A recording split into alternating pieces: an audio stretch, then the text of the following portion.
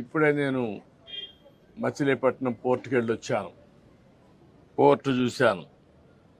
Surprise ఇన్స్పెక్షన్కి వచ్చాను.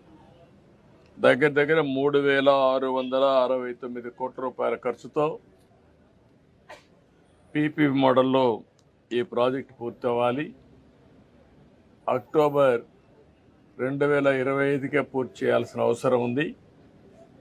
కానీ పనులు మాత్రం 26% ఇప్పటికి పూర్తయినాయి. 24% 865 కోట్ల రూపాయల వర్క్ పనులు పూర్తయినాయి. రేపు ఎల్లుండో డెవలపర్ పిలిపించి గట్టిగా చెప్తాను. చెప్పి ఎట్టి పరిస్థితిలో 25కు పూర్తయ్యేట్టుగా ఈ ప్రాజెక్ట్ని స్పీడప్ చేస్తాం. దీంట్లో కూడా నేను అక్కడ పోయినప్పుడు ఒక నోటు కూడా ఇచ్చారు, చూశాను. గవర్నమెంట్ ల్యాండ్ ఒక 32 ఎకరాలు ఇవ్వాలి. ఒక 6 ఎకరాల 36 సెంట్లు అక్వైర్ చేయాలి. మొత్తం కలిసి ఈ ప్రాజెక్టుకి 38 ఎకరాల 36 సెంట్లు ఇవ్వాలి. అది కూడా కలెక్టర్ చెప్పాను. ఆ వర్క్ కూడా ఇమ్మీడియట్ కంప్లీట్ చేస్తారు.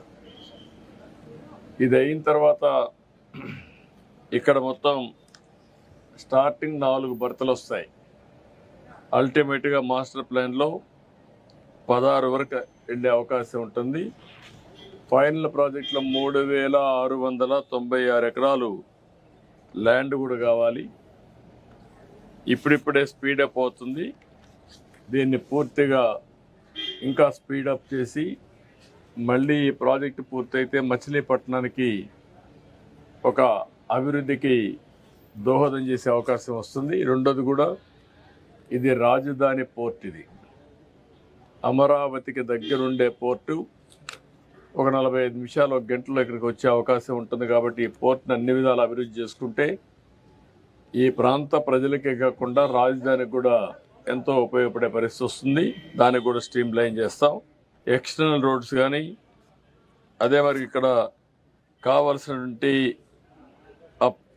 పోలీస్ ట్రైనింగ్ సెంటర్లో స్ట్రీమ్ లైన్ చేయడం కానీ, వాటర్ సప్లై కానీ, ఇవన్నీ కూడా కొన్ని పెండింగ్ ఉన్నాయి. రెండోది ఇసుక కూడా కొరత ఉందని చెప్పారు. అవి కూడా ఇప్పుడు నేను కలెక్టర్ గారికి ఆదేశాలు ఇస్తున్నా.